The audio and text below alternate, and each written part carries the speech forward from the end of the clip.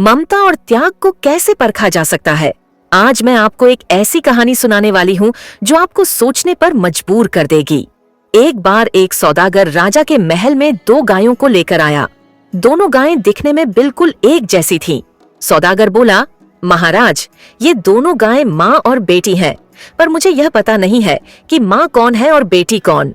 मैंने कई लोगों से पूछा, परंतु कोई भी इनकी पहचान नहीं कर पाया।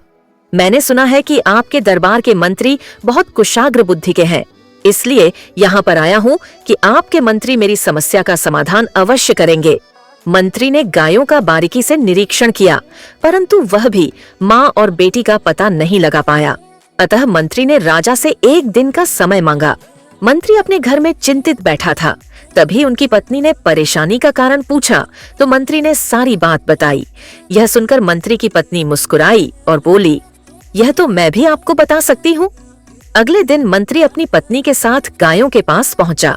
मंत्री की पत्नी ने दोनों गायों को चारा डाला और थोड़ी ही देर बाद बोली, पहली गाय बेटी है, क्योंकि यह गाय जल्दी जल्दी खाने के बाद दूसरी गाय के चारे में मुंह मारने लगी और दूसरी वाली गाय ने पहली वाली के लिए अपना चारा छोड़ दिया।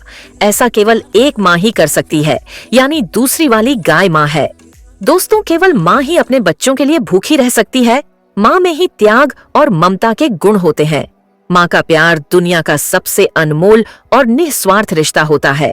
वह अपने बच्चों के लिए हर त्याग करने को तैयार रहती है, चाहे वह इंसान हो या जानवर।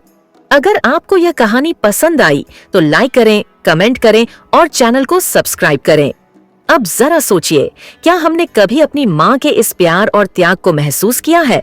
क्या हमने कभी उन्हें उतना सम्मान दिया जितना वह डिजर्व करती है?